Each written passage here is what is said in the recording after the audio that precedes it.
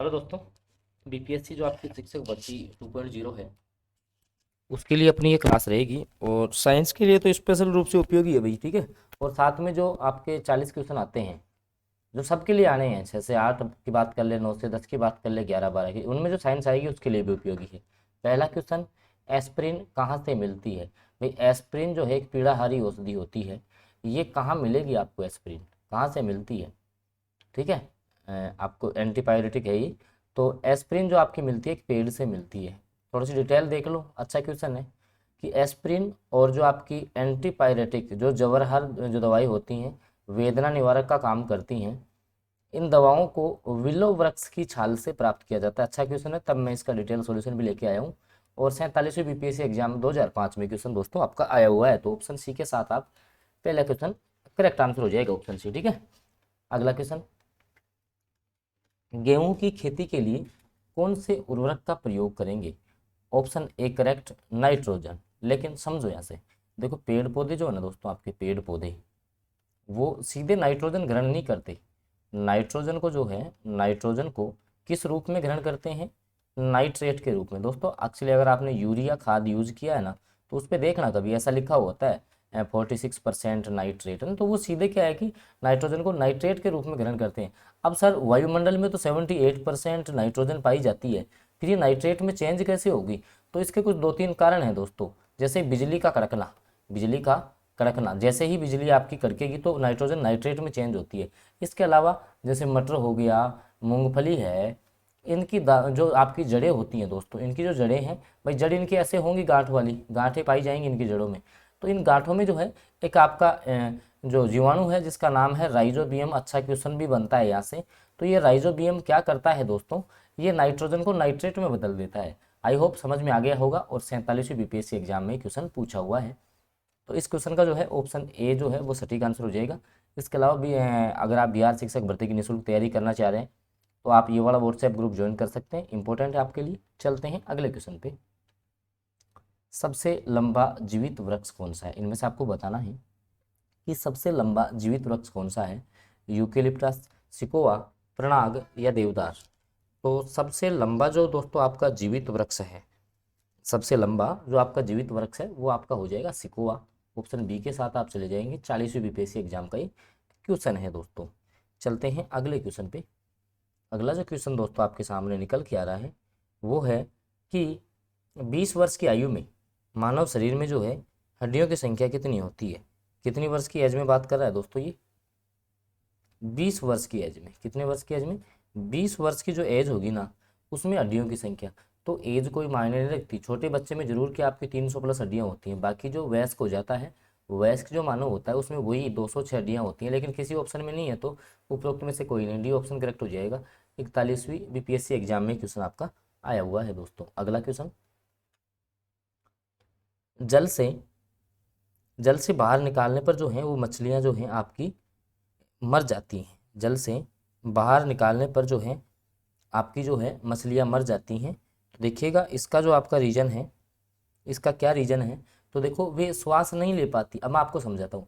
देखो जो आपका जल है H2O है, अब जल में भी आपकी ऑक्सीजन घुली हुई है, ऑक्सीजन घुली हुई है। तो अब जैसे मछली में पाए जाते हैं गलफड़े, तो ये गलफड़ों के द्वारा शोषण करती हैं। आपको पता है कि भाई मछली किसके द्वारा शोषण करती है, गलफड़ों के द्वारा। तो ये जैसे ही बाहर आती है तो ये गलफड़े आपस में चिपक जाते हैं, ये जो है इसकी बॉडी से चिपक जाते हैं, जिसके कारण से प्रॉपर शोषण नहीं हो पाता और मछलियों की क्या हो जाती है, मृत्यु हो जाती है। इसके अलावा ये भी याद रखना है, अपन जो है ऑक्सीजन ग्रहण करते हैं 21%, वापस बाहर जो है प्रोड्यूस करते हैं 17%। ये थोड़ा सा जो है आप ध्यान रख लेना, बहुत अच्छा क्वेश्चन है, आपको जो है ध्यान रखना है, ठीक है। अगले क्वेश्चन पे अपन चलते हैं दोस्तों। अगला जो आपका क्वेश्चन है, मधुमक्खी कॉलोनी के सदस्य एक दूसरे को किस प्रकार पहचानते हैं। मधुमक्खी कॉलोनी के सदस्य जो हैं वो आपको किस प्रकार से एक दूसरे को पहचानेंगे।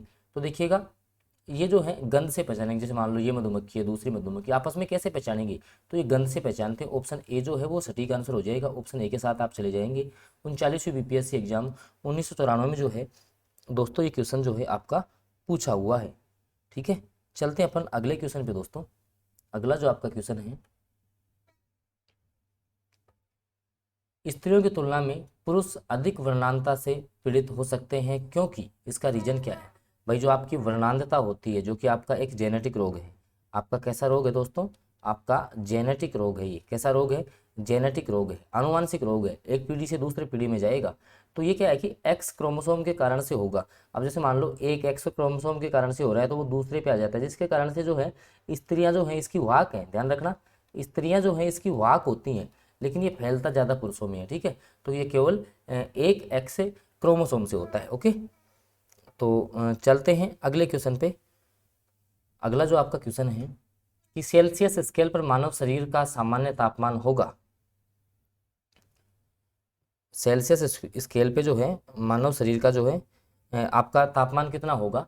तो देखो, सेल्सियस पे आपका होता है 36.9 डिग्री सेल्सियस। अगर फ़ारेनहाइट की बात कर ले तो 98.4 डिग्री फ़ारेनहाइट होता है। ठीक है, ये फ़ारेनहाइट जो आपका स्केल है ना, ये आप जब थर्मामीटर लेके आते हो ना, जब आपके बुखार वगैरह हो जाता है, टेम्परेचर मापते हो, तो उसमें फ़ारेनहाइट में ही होता है। ठीक है, चलिए अगले क्वेश्चन पे। अगला जो क्वेश्चन है, और दोस्तों इससे पहले अगर मैं आपको बता दूं कि अगर आप बिहार शिक्षक भर्ती की निःशुल्क तैयारी करना चाहते हैं ना, तो ये वाला व्हाट्सएप ग्रुप जरूर ज्वाइन कर ले। यहाँ जो है आपके 40 क्वेश्चंस वाली अगर आपको पीडीएफ चाहिए तो आप जो है हमें मैसेज कर सकते हैं, आपको मिल जाएगी। ये जो पीडीएफ है वो 1200 प्लस क्वेश्चंस के लिए क्वेश्चंस की डिजाइन की गई है आपके लिए। तो आप जो है ये वाली जो पीडीएफ है वो आप यहाँ से प्राप्त कर सकते हैं। चलता हूँ मैं अगले क्वेश्चन पे दोस्तों। अगला जो क्वेश्चन है कि सर्वदाता वर्ग के रक्तदाता का रक्त ग्रुप क्या होगा? भाई ऐसा कौन सा है जो सभी को ब्लड दे सकता है? ऐसा कौन सा आपका है जो कि सभी को ब्लड दे पाएगा? ऐसा कौन है कि जो आपका सभी को ब्लड दे पाएगा? ये आपको देखना है। तो जो आपका है कि सभी को ब्लड दे पाएगा, वो है आपका ओ। भाई ओ को अपन सर्वदाता बोलते हैं। क्या बोलते हैं? सर्वदाता, सभी को ये ब्लड दे सकता है। 40वीं बीपीएससी एग्जाम का क्वेश्चन है। अगला, सार्वभौमिक स्वीकार्य कौन सा होगा जो सबका रक्त ले सकता है? एबी। ध्यान रखना, एबी को जो है अपन सर्वग्राही बोलते हैं। क्या बोलते हैं? सर्वग्राही।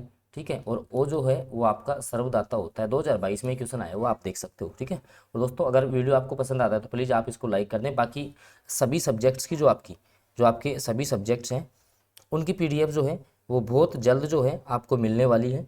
सभी सब्जेक्ट्स की पीडीएफ बहुत जल्द आपको मिलेगी, तो उसके लिए आप चैनल सब्सक्राइब कर लें। बाकी लगातार क्लासेज भी आपको मिलती रहेंगी। इसके अलावा ये व्हाट्सएप ग्रुप आपके लिए बहुत ज़रूरी है, क्योंकि यहाँ आप विद्यार्थियों से बातचीत भी कर सकते हैं। और आपके लिए मैं कहता हूँ कि वन ऑफ द बेस्ट ये चैनल साबित होने वाला है, क्योंकि हम जो सारी क्लासेज आपको देने वाले हैं, देखिएगा टाइफाइड और कोलेरा जो विशिष्ट है वो किसके उदाहरण हैं? भाई टाइफाइड जो है वो आपका किसके द्वारा फैलेगा? आप ये बताओ मेरे को कि आपका जो है टाइफाइड जो है वो आपका किसके द्वारा फैलेगा? देखिए आप ये बताने की कोशिश करें कि आपका जो टाइफाइड है वो किसके द्वारा फैलेगा, आपको ये बताना है।